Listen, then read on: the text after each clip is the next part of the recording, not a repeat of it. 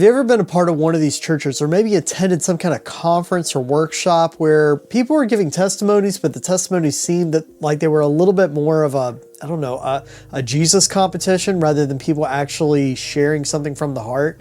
You know, sometimes people can do things that the action may seem like it's aligned with what we're told that we're supposed to do, but maybe the heart isn't really in the right place. This is exactly what a lot of times happens when people share their testimonies. You see, what they'll do is they will say, okay, well, I know I'm supposed to share my faith. I'm supposed to talk about Jesus. But inadvertently, sometimes what happens is people seem like maybe what they're doing is in the process of boasting about what God has done in their life. They are riding God's coattails to be able to say, and look at how qualified of a Christian I am because of how God used me and what God did. This is something I think happens because there's almost this sense of competition that takes place. Think of it very similar to how you may have multiple children in a family, and sometimes there becomes that sibling rivalry to try to prove to the parents who's more deserving of love or approval, something like that.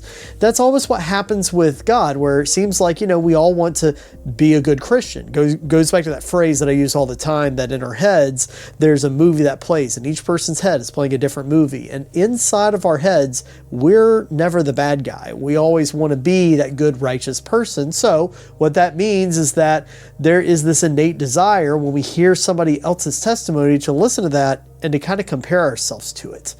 But what happens when we do that is we start focusing on the wrong thing. Because when God tells us that He wants us to have a relationship with Him, that He wants us to view what we are and what we are doing in terms of God's plan instead of our own plan, well, that should drive us towards a very different way of looking at other people's lives. Look at the story of the prodigal son for a second, because that'll give you a very concrete example of what I'm talking about.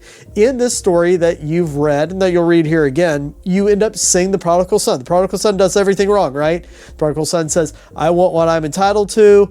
Go ahead and give it to me. He goes, he squanders it. He ends up finding himself completely destitute. He comes back to his father, and his father welcomes him with loving and open arms. But there's the end of the story that I think is really interesting, because what you see is the prodigal son's older brother, who is basically pissed off. He's sitting here saying, Dad, look, I've been loyal this whole time, and yet you sit here and you do all of these things for my little brother who did not do everything correctly. And you see the father point out something interesting. He first acknowledges that this eldest son has been doing things correctly. Second of all, tells him, everything I have is yours.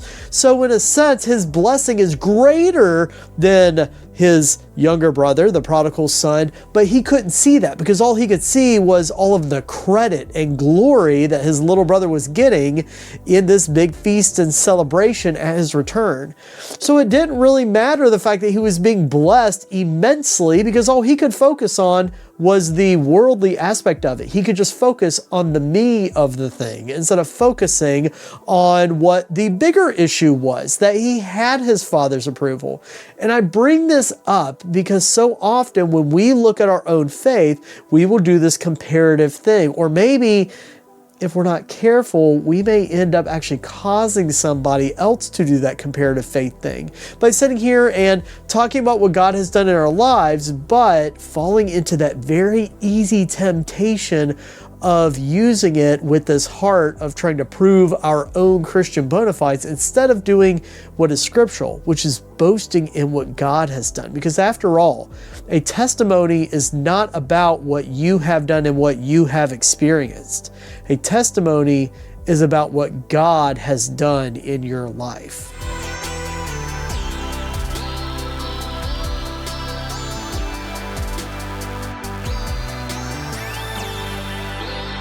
Now, don't be confused. This isn't a sermon about testimonies, even though I know we're talking an awful lot about testimonies. Instead, what I'm trying to get you to do is to focus on how do you view your relationship with God, particularly the, kind of journey you go on. Because I think sometimes what happens with some individuals is they trick themselves into thinking that if they go through something that you would read like in a self-help book, they go through some journey of self-actualization or self-improvement where they're trying to fight their inner demons and they're trying to pursue virtue and morality and all that, that if they do that, on the outside they may look very, very similar to somebody who is trying to dedicate their lives to God. And because it looks very similar, it's indistinguishable to them. It must be the exact same thing. But what we end up seeing in the scriptures is that isn't the case. The heart actually matters. In fact, what we see Paul talk about in Romans 12:2 is he says, do not be conformed to this world, but be transformed by the renewing of your mind. But yet, when it comes to religion, what a lot of individuals do is they express Jesus Christ in a very worldly way.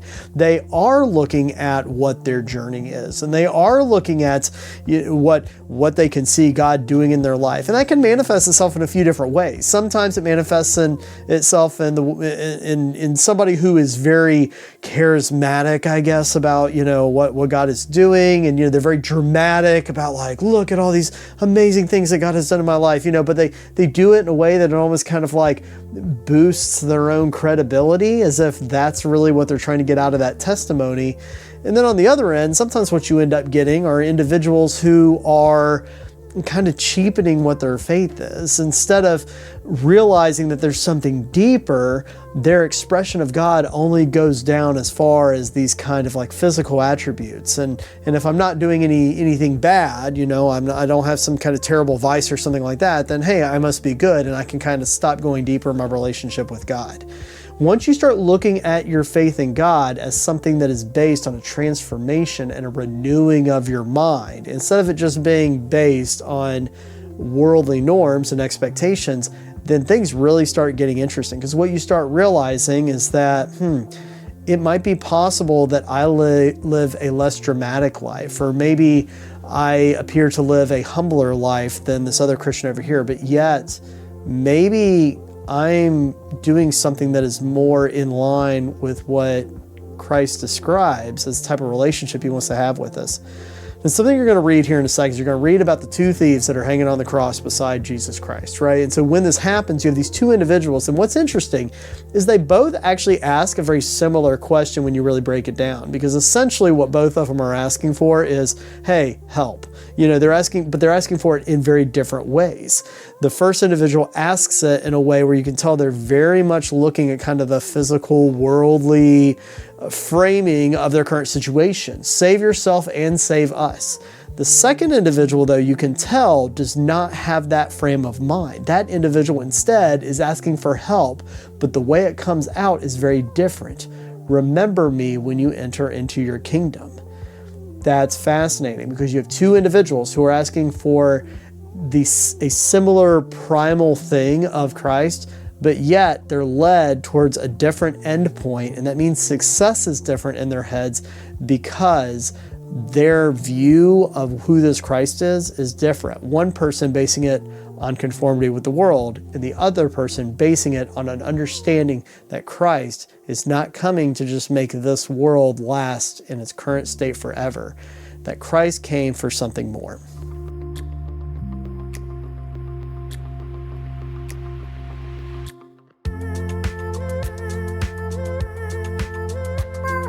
There's a phrase I wrote down in my sermon notes I really like, which is spiritual minding your own business. I think this is something that a lot of Christians do a very bad job of. And they do it both in terms of the judgmental side and also in the insecurity side. I mean, obviously there's a lot of Christians that will look at how you express yourself as a Christian and then say, oh, well, you're not doing this correctly, or you're not being good enough. And that's how you end up with the, kind of stereotypically judgmental Christian. But the other way that you have this actually manifests itself is in terms of people who have insecurities and will end up looking at their life instead of saying, oh, I don't really know if I feel Christ as much as everybody else, because, look at what God's done in their life. Or maybe you hear that crazy testimony at some event and go, man, look at what God did there. Like that, I don't have anything like that. Maybe my faith isn't as good. But what's interesting when you go and read the Bible is that so much that's in there, especially the things that talk about the way you should live, the way you should, kind of seek to change your behaviors, and the way you should transform yourself and all that. All of those are directed more towards the individual reading it. not directed towards the friends of the person reading it. I want you to catch exactly what I said there. Whenever you see something that says, hey, you should do this, or hey, you should avoid doing that, that's not talking about you looking at your brother and sister in Christ and then saying, yeah, that's right, I need to go point my finger at them and say, you should do this or you should avoid doing that. Instead, it's the Bible looking at you and saying that. The only things that really end up being said about other individuals is where it talks about loving other individuals, building up other individuals. Yes, there's accountability, but that accountability is always in terms of building one another up. And so I think there is a strong case to be made here for advocating that more of us, honestly, need to spiritually mind our own business. We need to focus on what God is doing in our life, because the reality is we do not know what God is doing in other people's lives. Some of us barely know what God is doing in our own life. And because we don't know what God is doing in other people's lives, that's not our business. We do not have that role. We are not God. We are not Jesus Christ. And so because of that, our interactions with others should not be based on comparing ourselves to somebody else, either to prove that we are superior or to feed our own insecurities. Instead, we should seek to do exactly what Paul wrote about there in Romans 12:2. Seek to not be conformed to this world, but seek the transforming and renewing of our minds. That's a lesson that I have for today. I hope you're able to get something out of it. Until we can meet again, God bless.